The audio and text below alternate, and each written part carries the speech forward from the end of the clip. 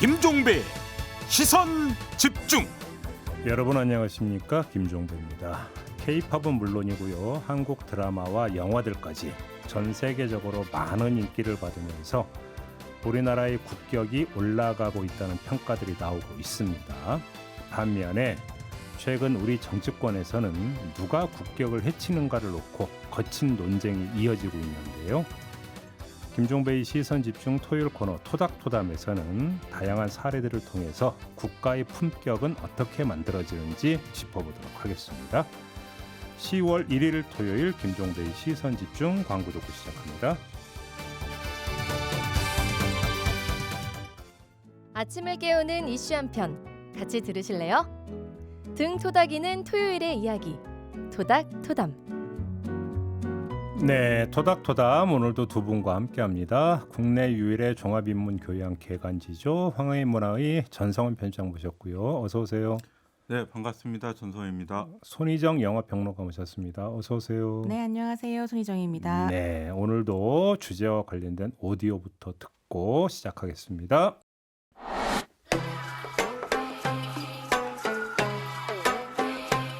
검은고 연주로 시작해 한국적인 헤어와 의상, 자개무늬 네일 같은 메이크업 디테일.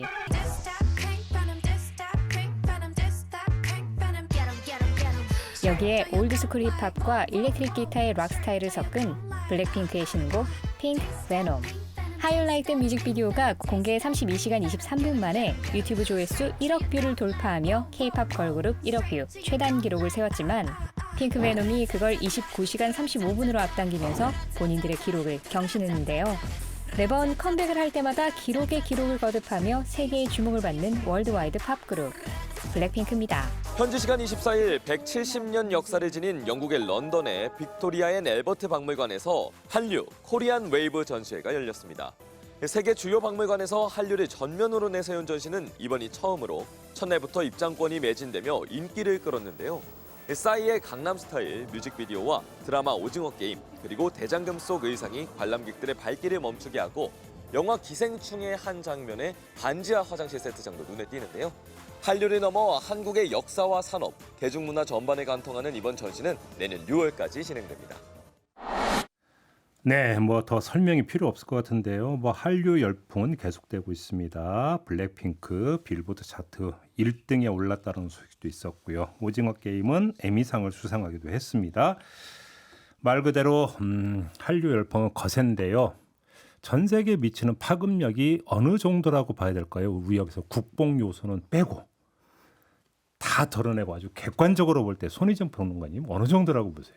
이게 뭐 최근에 이제 전 세계 대중들이 활용하는 플랫폼으로 유명하죠. 틱톡 같은 경우에 오징어 게임은 2021년 9월에 공개되고 한 달 안에 해시태그 스퀴드 게임이 달린 동영상이 160억 개 정도가 올라왔다고 하거든요. 160억? 네. 와. 그래서 굉장히 많은 숫자의 이제 동영상이 올라온 셈이고 특히나 젊은 세대가 주로 사용하는 플랫폼이라는 걸 생각해 보면 이후로도 영향력이 좀 지속될 수 있겠다 이런 생각은 들더라고요.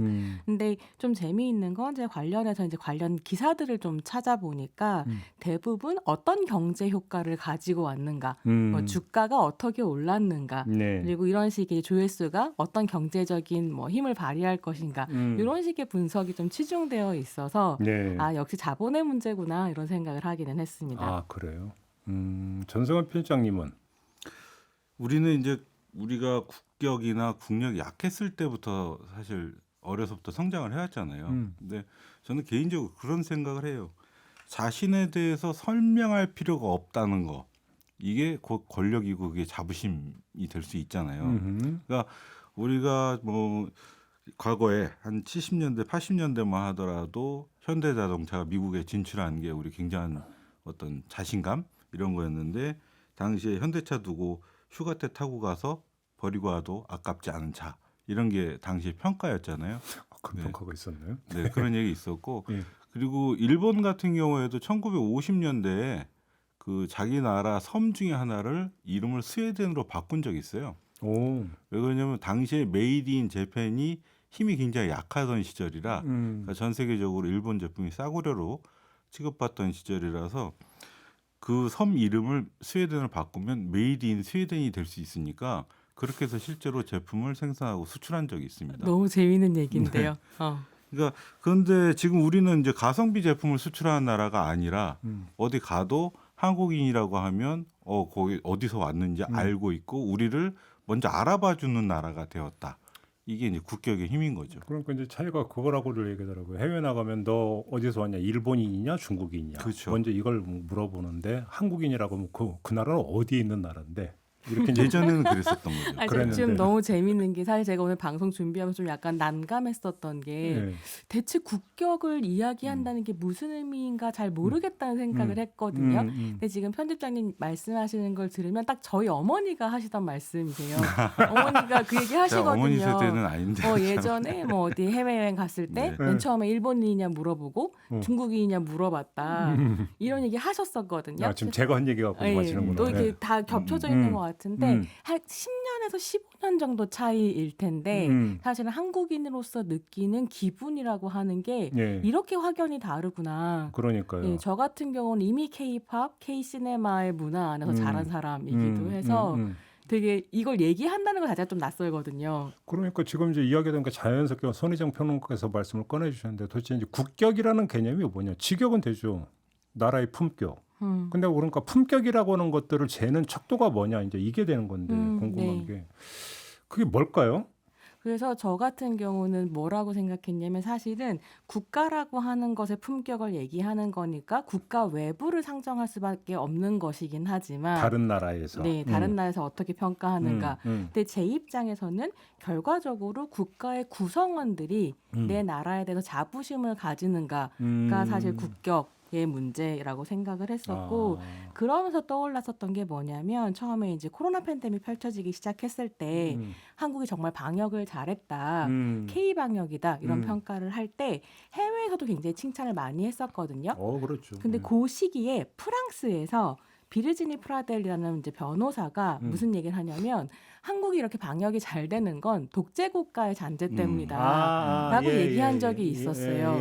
근데 그 얘기를 들었을 때 한국인들이 그걸로 충분히 설명되지 않고 여러 가지 다른 어떤 조건들이 있고 한국은 그만큼 시민들의 참여의식이 높아진 것 때문이다. 라고 스스로를 설명할 수 있었을 때 아이고 국격이구나라는 생각을 했었거든요. 오히려 이제 국민들의 어떤 그 자부심 네. 요점을 좀 주목을 해주셨고 전성환 편집장께서는 사실 국격이란 말 자체가 쓰이기 시작한 지 얼마 안 됐어요. 우리가 한 2010년대부터 국격이란 말을 그 말을 애용했던 정권이 이명박 정권이었죠. 이명박 정부 이야기도 좀 해야 되는데 과거에 이제 우리가 산업화 근대화 시대에는 국위선양이란 말을 많이 했죠. 그렇죠. 국가의 위세를 네. 어디 그래서 당시에는 뭐 기능 올림픽이나 아시안 게임 올림픽에서 금메달 따면 이걸 국위선양이라고 당시엔 얘기를 했고 근데 YS 정부 들어서 이제 이른바 세계화를 우리가 하면서 글로벌 경제 체제에 우리가 편입이 되면서 그때부터 나오기 시작한 게 이제 국가 브랜드, 네, 국가 이미지 이런 걸 어떻게 제고할 거냐 이러면서 국가 브랜드라는 용어를 많이 쓰다가 이것이 사실은 2010년대 들어서면서부터는 뭐랄까 좀 국가 브랜드란 말에서 너무 마케팅 냄새가 나잖아요. 그리고 여기에 어떤 정치적 자부심, 아까 손희정 선생님도 말씀하신 우리가 이제 민주주의 국가로서 아시아에서 거의 그 유일한 국가로 이렇게 섰다. 이런 국민적 자부심이 붙으면서 국격이란 말을 바뀌기 시작하거든요. 네. 근데 이제 국격이라고 하는 말은 이제 조금 전에 손희정 평론가께서는 그 해당 국민들의 자부심이라고 하는 측면을 강조를 해주는데 다른 나라에서 본다면 그 나라에 대한 인지도 플러스 호감도 네. 이렇게도 좀 볼 수 있는 거 아닐까요? 그 뭐 앞서서 뭐 메이드 인 스웨덴 얘기도 했었지만 그러니까 그 어느 나라를 했을 때 딱 우리가 먼저 머리에 떠올리는 어떤 이미지들이 있죠. 프랑스 하면 어떤 나라다, 네. 독일 하면 어떤 나라다. 마찬가지로 한국이라고 했을 때 어떤 나라라고 생각하는 그 느낌. 그렇죠. 뭐 호감의 정도 같은 것들이 있다는 거죠. 그러니까. 그리고 국가 브랜드 차원에서는 그 국제 기관들, 그러니까 그거 가지고 또 영업하는 사람들이 있으니까 그런 친구들이 몇 가지 요소 가지고서 하는 그런 것들이 있기는 있더라고요. 네, 근데 우리가 오늘 얘기하는 거는 뭐 그런 요소는 아닌 것 같고. 이건 어떻게 보세요? 근데 꼭 국력과 국격이 정비례 관계있다고 보기는 힘들지 않습니까? 저는 어느 정도는 비례한다고 생각을 합니다. 그러니까 뭐 조지프 나이가 그런 얘기, 소프트 파워에서 그런 얘기 하잖아요. 그러니까 어느 정도는 이제 국방력이나 경제력이나 이런 것들이 따라갈 때 국가의 품격이라는 것도 어느 정도는 나타나는 부분이 있고, 하지만 그 소프트 파워, 그러니까 문화나 예술의 힘, 어떤 정치나 이런 것들의 수준도 그에 이제 똑같이 쫓아 올라갔을 때 그 나라의 국가적 어떤 품격도 올라가는 거죠. 근데 예를 들어 이제 그 일본 같은 경우가 이제 뭐 세계 초경제 대국이 됐을 때 요즘에 약간 쇠전한다고는 합니다만 사실은 그 경제적인 어떤 그 능력보다도 국제사회에서 갖고 있는 정치적 위상이라든지 정치적 어떤 뭐 파워라든지 이런 부분에서 이게 좀 약간 그 비대칭에, 그러니까 비대칭에 있다라는 예. 그 지적도 사실 많이 있었고, 그 다음에 국력이 센 걸 가지고 위세 부려갖고 오히려 국제로 규탄당한다든지 네. 이런 나라 갖고 국격이 높다고 평가할 수는 없는 거잖아요, 사실. 그러니까 이 얘기를 이제 곁들여서 해드리려고 했었는데 예전에 이제 미국의 뉴욕 타임스가 한국의 한류가 도대체 왜 이렇게 아시아 국가들에게 인기가 있는가 했을 때 그 이유로 뭐를 들었냐면 한국은 아시아에서 거의 유일하게 성숙한 민주국가이자 경제 강국이지만 이웃 국가들에 대해서는 늘 겸손한 태도를 유지하고 있고 대중들에게는 한류라는 부드러운 문화의 힘으로 접근하기 때문에 인정받는다. 이렇게 보도한 적이 있어요. 그런 보도가 있었어요. 네, 있었고 그다음에 이제 그 국경 없는 기자회 거기서도 이런 이야기를 했거든요. 한국은 언론의 다원화가 존재하고 있는 거의 유일한 아시아 국가다. 그러니까 이와 같은 어떤 국가의 품격이라는 것은 뭐 단지 경제력이 높아졌다 이것만으로 평가받는 것이 아니고 그렇죠. 거기에 걸맞는 어떤 민주주의 제도라든지 아니면 성숙한 시민 의식이라든지 이런 것들이 동반될 때 역시 같이 국가의 품격이 올라간다. 이렇게 얘기할 수 지금 있죠. 이제 전 편집장님 말씀을 들으면서 저는 더 고민을 하게 되는 건 그렇다면 한국의 대중문화라고 하는 게 뉴욕타임즈가 저렇게 평가했었던 것처럼 뭐 한국 사회 내부의 소수자라든가 아니면 외부에서 들어오는 외부자들에게 관대한가 그렇죠. 그런 포용성을 갖고 있는가를 질문한다면 저 굉장히 부끄러운 수준이라고 생각하거든요. 그렇죠. 그래서 제가 이제 얼마 전에 오징어 게임 에미상 받았을 때 여기저기 이야기를 하면서 그런 말씀을 드린 적이 있어요. 그러니까 한국이 정말로 문화 제국이 되고 문화 강대국이 되고 싶어 할 때 미국처럼 되는 게 꿈이었었던 나라거든요. 그렇죠. 예, 그래서 드디어 미국의 이제 본진에 가서 스스로를 증명해낸 거죠. 근데 그랬을 때 우리에게 이제 떨어져 있는 질문이라고 하는 건 에미상이 오징어 게임에 상을 주는 건 한국 문화 콘텐츠의 힘이기도 하지만 미국 대중문화의 포용성을 보여주는 어떤 변화의 결과이기도 한데 한국 대중문화가 그런 포용성을 이제부터 가져갈 수 있을 것인가. 뭐 한국 영화에서의 조선적 괴물화 문제라든지 여성 혐오 문제라든지 이런 계속 이야기되고 있는 문제거든요. 그렇게 질문한다면 사실은 국격이 충분하게 갖춰져 있지는 않다라는 고민을 좀 하게 됩니다. 이건 어떻게 보세요? 약간 이제 새길로 빠지겠습니다만 과유불급이라고. 유튜브에 들어가면 차고 넘치는 국뽕 채널들은 어떻게 생각하세요? 네. 그리고 이제 요즘에 학계에서는 국뽕 채널을 통한 새로운 민족주의 분석 이런 거 하거든요. 그러니까 이게 예전에는 뭐 북한과 통일을 해서 하나 된 대한민국, 뭐 민족 이런 식의 민족주의였다면 요즘의 민족주의는 저는 K 내셔널리즘이라고 얘기하는데요. 뭔가 K 이니셜로 설명되는 이상한 자부심 같은 거라고 할 수 있을 텐데 이걸 표현하는 게 대한민국주의라는 게 있었어요. 그러니까 북한을 배제하고 지속 가능한 한 자본주의 안에서 나의 안위만을 챙기는 민족주의. 그러니까 사실 국뽕 채널 같은 거 보면 가능한 많은 사람을 배제함으로써 우리라는 결속감을 만들거든요. 굉장히 폭력적인 민족주의를 보여주고 있어서 사실 고민하지 않을 수 없습니다. 지금 그 말씀은 국뽕 채널을 보다 보면 자꾸 이제 비교를 할 수밖에 없잖아요. 우리나라의 우월성을 자꾸 강조를 하다 보면 다른 나라를 비교할 수밖에 없는데 거기서 나타나는 상대적인 격하, 비하 이런 부분이 동반되는 부분을 좀 지적을 하신 걸로 이해를 하면 되는 걸까요? 그렇죠. 중국하고 일본이 특히 공격의 대상이 되고 그래서 요즘의 민족주의 안에서는 중국 민족주의자들과 한국 민족주의자들이 온라인에서 격돌하거든요. 그러니까 중국에 뭐 소분홍이라고 있다면서요. 네, 그래서 좀 여러 가지 고민이 되는 현상이기도 합니다. 제가 예전에 방송에서 한번 그 문제를 다룬 적도 있기는 한데 그러니까 처음에는 그 푸티 내셔널리즘 그러니까 작고 조금 소프트하고 귀여운 우리 정도의 자부심 정도로 가던 것이 점점 이제 서로 그러니까 마주보고 뺨을 때리기 시작하더니 세게 때리기 시작한 거죠. 요건 어떻게 보세요? 최근에 그 청와대에서 화보 촬영 있지 않습니까?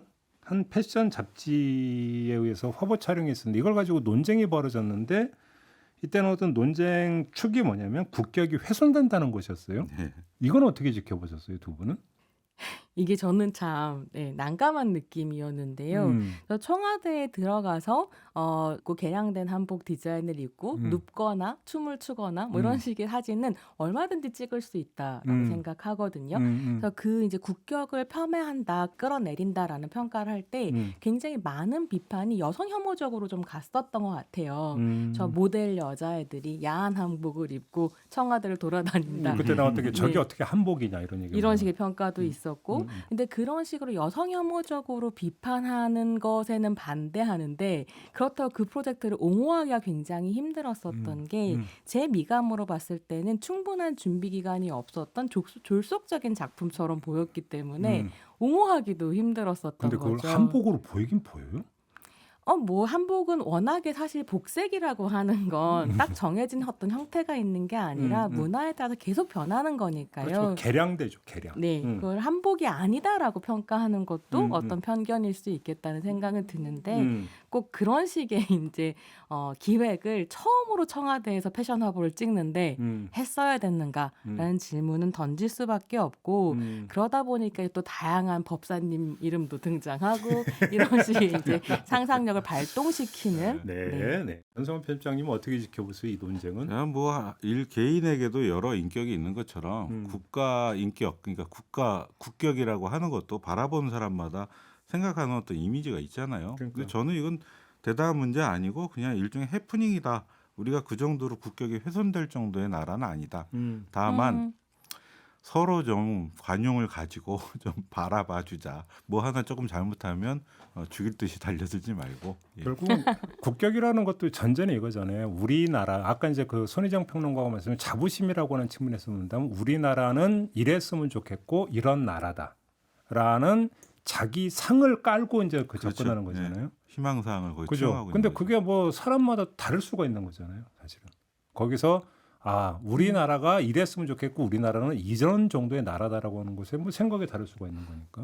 거기서 나온 논쟁 뭐 이 정도로 이해를 하면 되는 걸까요? 네, 저는 그래서 사실은 오늘 방송 준비하면서 가장 많이 떠올렸던 사건은 황우석 사태였거든요. 오. 네, MBC가 연루되어 있기도 하고 뭐 그래서 연루라는 그렇긴 표현은 한데, 적절하지 않고 MBC가 제기했던 네, 그다음에 고발을 했다. 그렇죠. 중요한 사건이었었는데요. 음. 그때 되게 경론이 벌어졌던 게 황우석을 지키는 게 국격을 지키는 거다 말하자면 이런 식의 국가의 자존심을 지키는 거다. 그때 그 논쟁은 제가 볼 때 국격보다는 오히려 국익도 그죠? 연루되어 있었겠죠. 네. 음. 근데 그런 반대편에는 이걸 우리가 한국에서 자정할 수 있었다라고 하는 게 우리 국가의 자부심이다. 그런 면에서는 국격일 수 네, 있죠. 라고 얘기하는 사람들이 또 있었거든요. 그렇죠. 그래서 그렇게 부딪히는 것에 대한 생각이 굉장히 많이 나더라고요. 중요한 문제를 제기해 주신 것 같은데 그때 그 문제가 제기가 됐을 때 MBC PD 수첩 이런 데서 이 문제를 고발했을 때 엄청난 반발이 있었거든요. 당시 광고도 다 뭐 줄어들고 어마어마한 그 대단했죠. 반발이 있었던 것 중에 핵심이 뭐냐면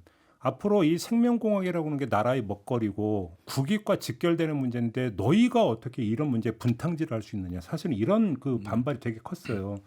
그다음에 이게 의학적으로 정말로 절망에 빠져 있는 그 환자들한테 얼마나 희망을 주는 것인데 뭐 이런 이야기와 함께 근데 그것을 그 돌파해서 그럼에도 불구하고 진실에 귀 기울이는 나라의 모습을 보여줬다라는 점에서 그건 국격이죠. 그렇죠. 그렇게 네. 정리하면 되겠네요. 어떻게 보면 언론이 국격을 지키고 있는 부분도 있다. 그렇죠. 정부가 아니라. 알겠습니다. 근데 이제 바로 정부 얘기라니까 다음 지금 카테고리로 넘어가야 되는데 갑자기 골치 아파지네. 지금까지는 참 좋았는데 네.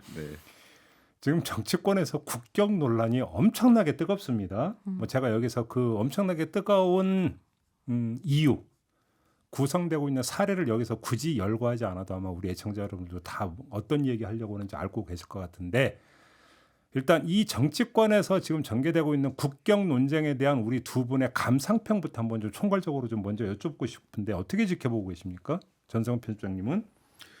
저는 벌거숭이 임금님은 차라리 참 훌륭했다 한편으로 그런 생각이 들더라고요. 그러니까 누가 당신 옷 벗고 있어요라고 소년이 얘기했을 때 실사 그 임금은 부끄러운 줄을 알았는데 네. 손희정 평론가님은 저는 사실은 그 한국인으로서의 정체성을 되게 크게 내세우는 편은 아닌데요. 개인으로서의 정체성이 강하고 근데 이번 사태를 지나오면서 한국인으로서 부끄럽다라는 기분을 느껴서 그래요? 굉장히 수치스러운데 이런 생각이 좀 왜요? 들어가지고요. 국가대표의 네, 그러니까 들들이. 어쨌든 지금 나간 외교의 장에서는 대통령께서 국가대표시기 때문에 잘해주시기를 기대했고 설사 실수가 있었다 하더라도 담대하게 인정하고 사과하고 다음 스텝을 밟으시기를 원했는데 네, 그렇습니다. 알겠습니다. 참 재밌는 게 역대 대통령들은 어쨌든 국내 정치에서 죽을 쓰더라도 해외 나갔다 오면은 지지도가 올라갔거든요. 그런데 윤석열 대통령은 해외 순방하고 돌아오면 지지율이 떨어져요. 그러니까 지금 손희정 선생님도 원래 개인적 정체성이 더 이제 중요한 분이라고 말씀을 하셨는데 왜 그러면 우리 국민들이 이렇게 부끄러워하는 거냐. 그리고 할 때는 저는 이거에는 여야가 없잖아요. 외교로 나갔을 때는. 그런데 온 국민이 부끄러워하는 것 같습니다. 골치 아파지는데 요 얘기는 좀 본격적으로 좀 나눠야 되거든요. 잠시 전하는 말씀 듣고 본격적으로 얘기를 한번 해보도록 하지요.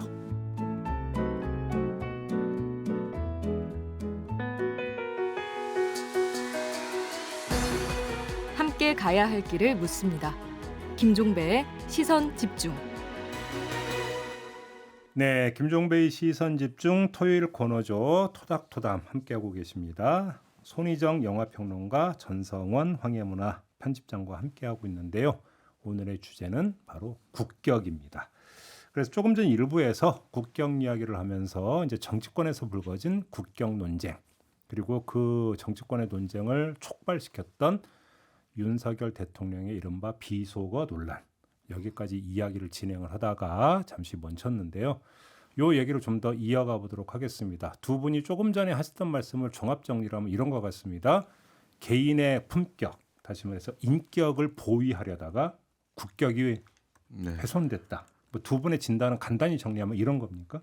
그러면 지금 두 분의 진단을 듣는 대통령실은 서운할 수도 있습니다. 왜냐하면 그런 말을 한 적도 없고 기억도 나지 않는다고 하지 않습니까? 네, 그래서 이거를 비서고 논란이 아니라 MBC의 자막 조작 논란으로 이야기해야 된다라고 지금 프레임을 전환하고 계시더라고요. 그게 얼마나 국민들에게 설득력이 있을지는 잘 모르겠습니다. 그래요. 알겠습니다. 뭐 이거는 저희도 지난 한 주 내내 계속 이야기를 해왔던 것이기 때문에 이슈 분석과 이슈 토론으로는 들어가지를 않겠습니다. 네. 그러면 대통령실발 또 하나의 국격의 논란의 소재가 됐던 건이 있었는데 영빈관 신축 예산 기억하시죠? 네. 이때 영빈관 신축 예산을 편성했던 이유를 대통령실에서 나중에 어떻게 됐냐면 국격이 달린 문제라고 들었습니다. 변변한 영빈관이 없는 것은 국격과 관련된 문제다. 이런 식으로 이야기를 했었는데 이런 그 대통령실의 국격론에 대해서는 두 분은 어떻게 평가하십니까? 이게 저는 정말로 제일 큰 문제는 대통령실 이전 비용이 하나도 투명하게 공개되지 않고 어떻게 책정되었는지 설명하지 않고 국격이라고 하는 되게 두루뭉실한 가치 판단으로 뭉쳐버렸다인 것 같거든요. 그래서 사실은 이거 자체가 국격을 다 깎아먹는 일이고 오히려 왜 이렇게 됐는지를 설명하지 않기 때문에 국민들이 온갖 음모론을 쓰기 시작할 수밖에 없거든요. 그러니까 정부가 국민을 음모론으로 내몰면 안 된다고 생각하고 이게 지금 우리가 무슨 거북이 등껍질 갈라지는 걸로 보면서 점치는 신정일치 국가도 아닌데 국민들 머릿속에 지금 다 도사밖에 안 들어 있거든요. 그래서 그러니까 이거 해결하셔야지 국격 회복하실 수 있다. 네. 전성원 편집장님.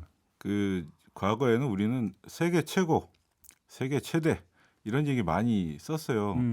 사실 그 되게 촌스러운 얘기잖아요. 그러니까 어떤 건물 세계에서 제일 높은 건물을 우리나라 갖고 있다. 외형적인 측면에서 이제 자꾸 잣대를 대는. 그리고 이제 김포국제공항 당시에 내린 외국인에게 한국에 대한 첫인상 어떻습니까? 이런 거 물어보는 게 지금도 조금 놀림감으로 사용되고 있잖아요. 마찬가지로 지금 국민들의 눈높이는 굉장히 글로벌해졌고 어떤 내실이 꽉 차 있는 국민으로 이렇게 올라갔는데 그 나라를 대표하는 분께서 이렇게 너무 건물에 연연하시는 거 아닌가? 예, 그런 생각이 들더라고요. 알겠습니다. 자, 관련 우리 또 영화 이야기를 좀 해야 되지 않겠습니까? 네. 손희정 평론가께서 영화를 하나 골라 주셨는데요. 어떤 영화입니까? 오늘은 다큐멘터리를 한 편 가지고 왔는데요. 예. 킹메이커 로저 스톤이라는 작품입니다. 겟미 로저 스톤으로도 알려져 있는데요. 저는 국격이 이미 모든 것이 시장화되어 버린 대중문화에서 논해질 거라기보다는 그래서 뭐 블랙핑크가 어떻게 했다, 오징어 게임이 어떻게 했다 이것보다는 정치의 품격에서 좀 봐야 된다고 정치의 생각하거든요. 품격. 그래서 제일 좋은 예가 트럼프 이후에 미국을 떠올려 보시면 미국은 여전히 대중문화의 제국이지만 이제 아무도 미국이 최고의 국격을 가지고 있는 나라라고 생각하지 않죠. 오. 그래서 이런 문제를 생각을 하다가요. 이 킹메이커 로저 스톤이라고 하는 다큐멘터리 자체는 트럼프 시대를 가능하게 했다고 평가받는 미국 정치계의 악동이기도 하고요. 실존 인물입니다. 네, 야비한 겉모술수로는 따라올 자가 없다는 평가를 받는 스핀 닥터 로저 스톤에 대한 다큐멘터리여서요. 네. 한번 가지고 와봤습니다. 간략하게 좀 아마 못 보신 분들이 좀 많을 것 같은데 어떤 다큐멘터리 영화죠? 간략히 좀 소개를 좀 해주신다면. 네, 소개를 좀 드리자면요. 흑색 선전과 돈만 있으면 미키마우스도 대통령으로 만들 수 있다고 믿는 사람이 바로 트럼프의 책사로 알려져 있는 로저 스톤입니다. 네. 많은 이들이 부동산 업자로 알고 있었던 트럼프를 정치인 트럼프로 만든 사람이기도 하고요. 2016년 트럼프 대선 캠페인을 전반적으로 기획한 사람이 바로 로저 스톤이라는 평가를 받죠. 네. 그래서 킹메이커 로저 스톤이라는 작품 자체는 그 사람이 정치에 관심을 갖기 시작했었던 어린 시절부터 이 사람 닉슨 때부터 대선 캠프에서 일을 하거든요. 닉슨, 레이건, 아빠 부시, 아들 부시를 지나서 트럼프 당선에 이르기까지 공화당 언저리에서 로비스트이자 선거 캠페인 고문으로 일했었던 이 사람의 이력을 따라가고 있는 다큐예요. 근데 이 다큐가 되게 재미있는 건 뭐냐면 로저 스톤한테 굉장히 유명한 어떤 법칙 같은 게 있는데 스톤 룰, 스톤의 법칙이라는 게 있는데 그걸 가지고 챕터를 이제 구성을 해서 맞아요. 사건들을 보여주거든요. 이 어떤 것들이 있냐면 무명보다는 악명이 낫다. 지나간 것은 빌어먹을 더마기에 불과하다. 공격하라. 수비 따위론 이길 수 없다. 정말 재미있는 건 아무것도 인정하지 마라. 부인하고 또 부인해라. 이런 것들을 이제 룰로 가지고 있는 사람. 결국 다 종합하면 하나더라고요. 과정은 전혀 중요하지 않고 결과가 제일 중요하다. 네. 이거잖아요. 그래서 결국 승리해내는 이런 승리가 이야기입니다. 최고다. 그러니까 전성관 편집장님은 어떻게 감상하셨습니까? 이 영화를. 저는 이거 보면서 제 어린 시절이 잠깐 떠올랐어요. 사실 제가 예전에 뭐 칼럼에도 쓴 적이 있는데 박정희 대통령이 이제 그 서거한 다음 날인가 학교에 가는데 학교에서 제가 그때 이제 국민학교입니다. 국민학교 3학년 때 부반장이었어요. 근데 애들이 너무 떠드는 거예요. 그래서 야, 대통령이 이렇게 돌아가셨는데 돌아가시면서 이런 유언을 남겼다 얘기를 했어. 했더니 한 애가 저한테 야 어디 총 맞고 죽은 사람이 무슨 말을 해? 이렇게 딱 저한테 한마디를 딱 하는데 우와. 그분 지금 어서 뭐 하시나요? 저도 만나고 싶어요. 그 친구 덕분에 제가 큰 깨달음을 얻었어요. 이게 이 로저 스톤은 어렸을 때 보니까 8살 때 자기 부모님이 이제 카톨릭 신자고 해서 존 F 케네디를 지지했다고 하잖아요. 그래서 학교 가가지고 닉슨이 토요일에도 학교 오게 한다더라. 이렇게 하면서 아이들 여론을 조작을 했는데 저는 어떻게 보면 아이들이 좀 시끄럽게 떠드니까 그 여론을 조작하려고 거짓말을 했다가 촌철살인하게 당한 거죠. 그러고 나서 까불지 말자, 착하게 살자 이런 생각을 했어요. 이 영화 보면서 그러니까 하나는 일찍이 초등학교 때 대통령을 꿈꿨던 정치인은 제가 알고 있어요. 김영삼 전 대통령께서. 예. 근데 일찍이 어린 시절에 선거 참모를 꿈꿨던 인물은 처음 봤다.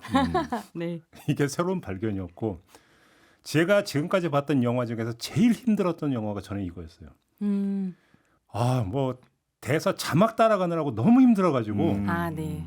뭐 빛의 속도로 계속 자막이 바뀌니까 제가 뭐 영어를 잘해서 그냥 이거 알아들으면 괜찮은데 그게 안 되니까 너무너무 영화 따라가기 힘들었던. 읽을 게만.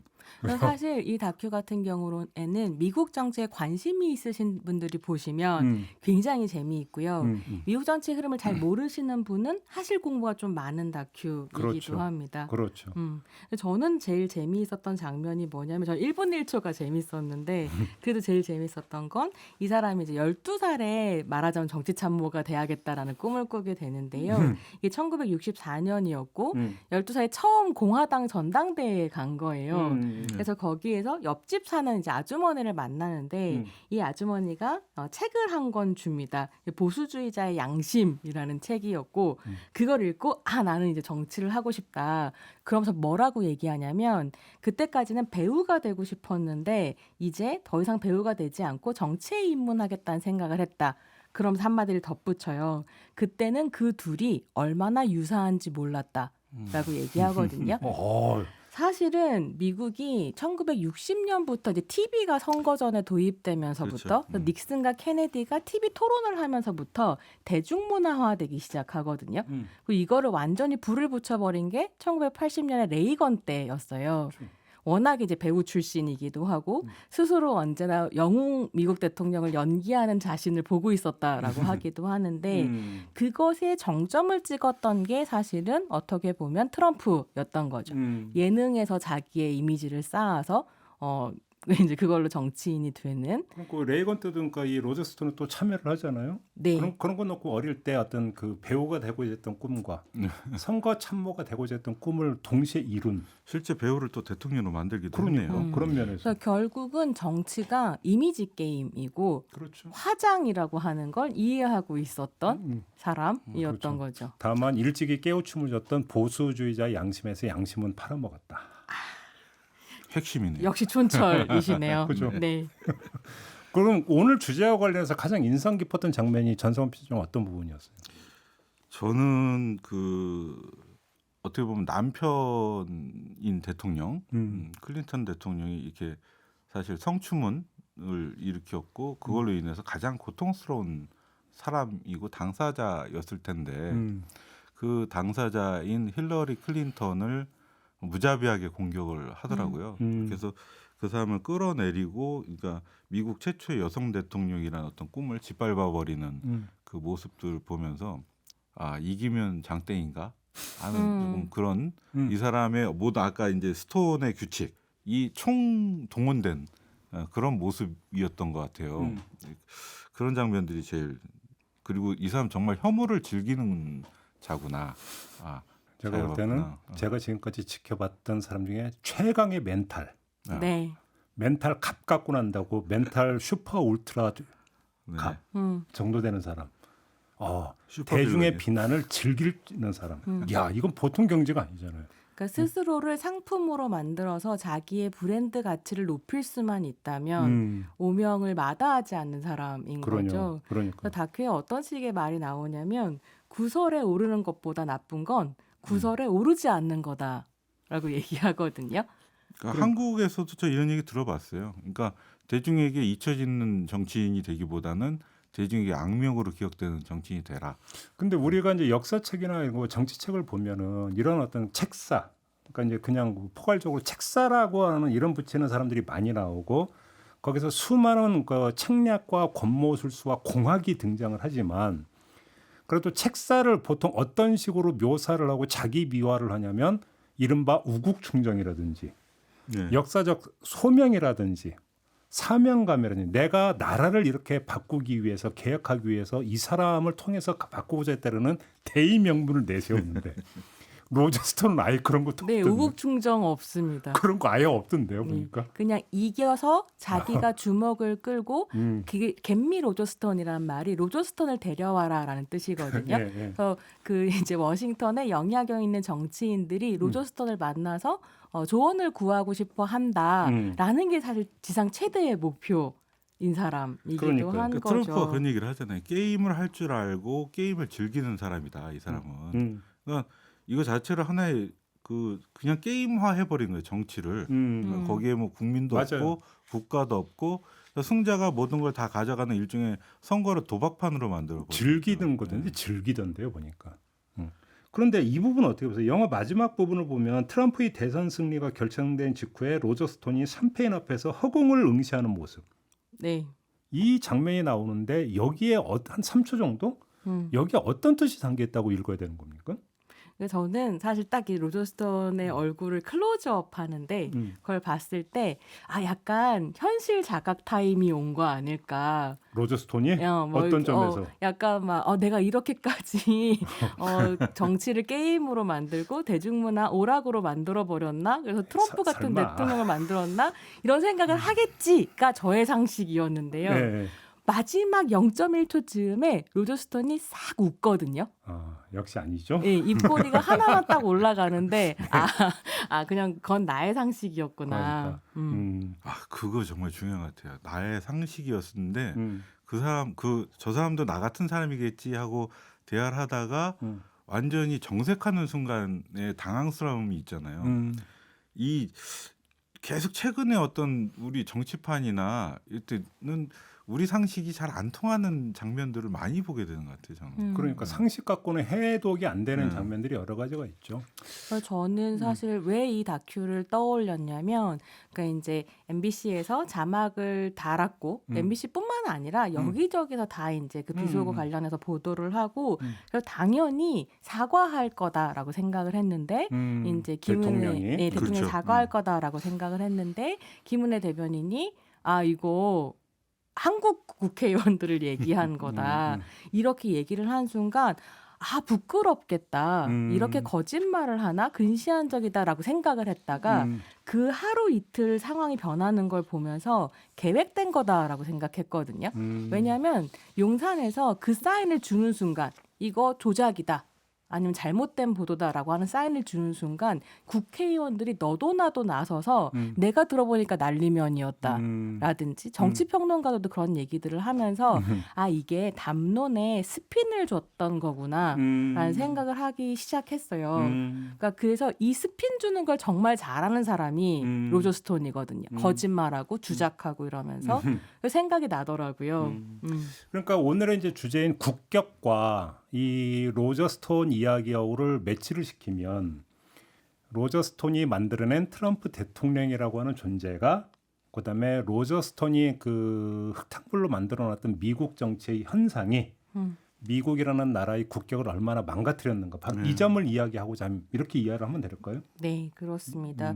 그래서 영화에서는 이 다큐에서는 아주 본격적으로 다루고 있지는 않은데요. 사실 로저 스톤이 정말로 미국 사회에서 망쳐놓은 건 뭐냐면 국민들을 갈라치기 했다는 점이거든요.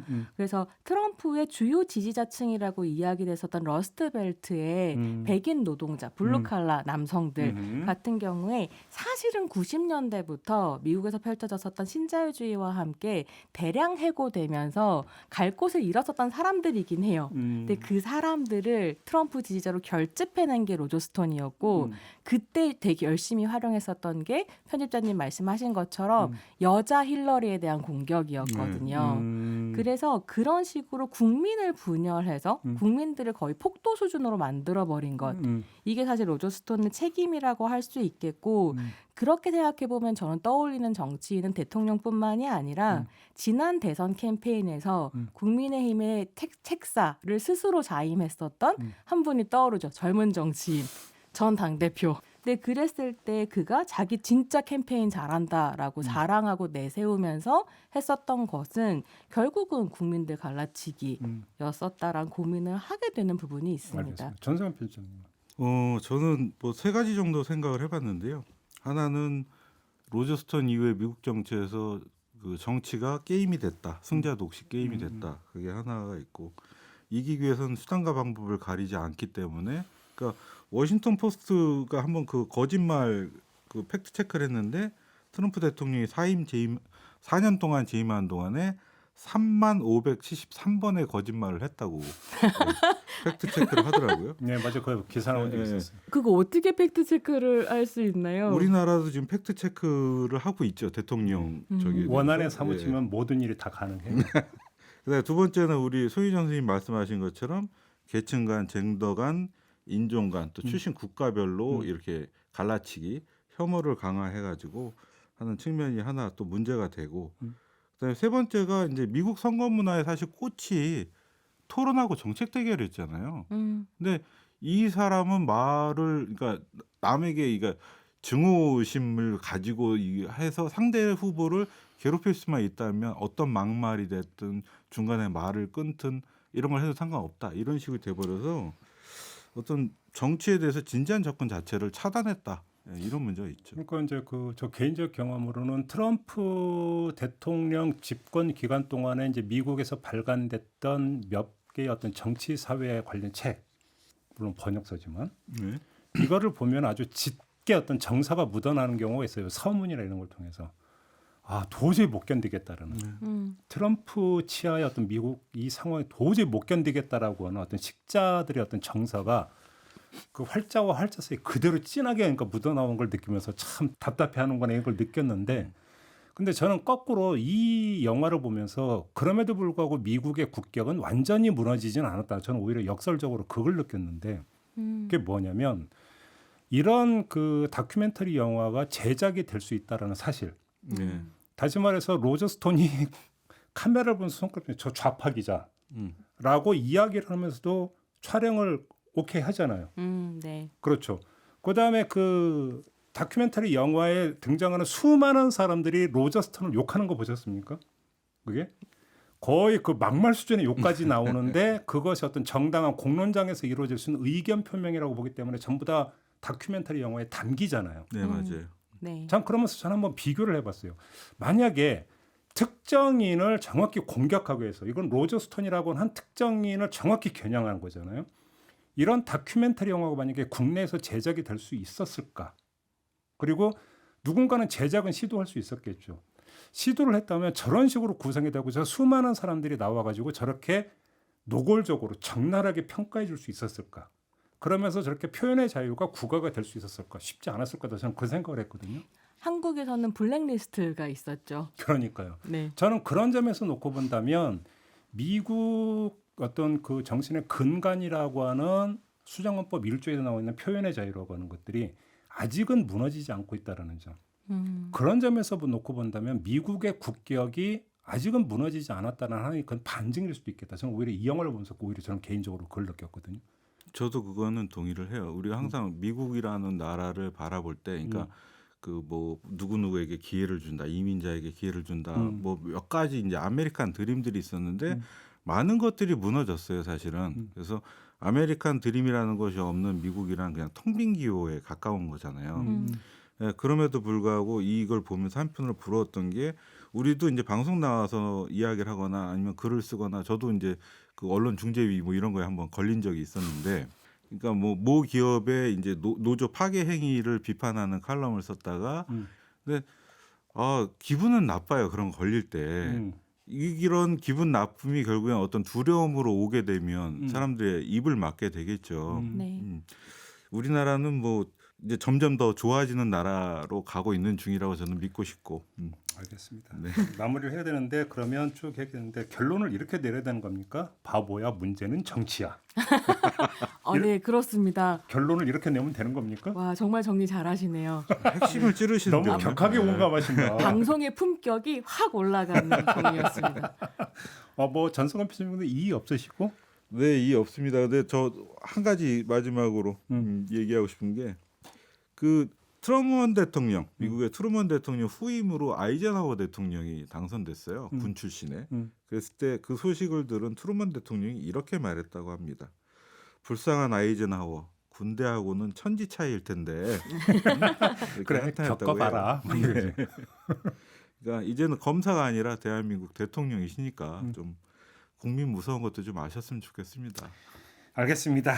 자, 이렇게 마무리하죠. 두 분 수고하셨습니다. 네, 고맙습니다. 감사합니다. 네, 김종배의 시선 집중 토요일 코너죠. 토닥토닥 오늘 준비한 이야기는 여기까지입니다. 저 물러가고요. 우리 애청자 여러분 평안한 주말 보내시고 다음 주 월요일 아침에 다시 인사드리겠습니다. 고맙습니다.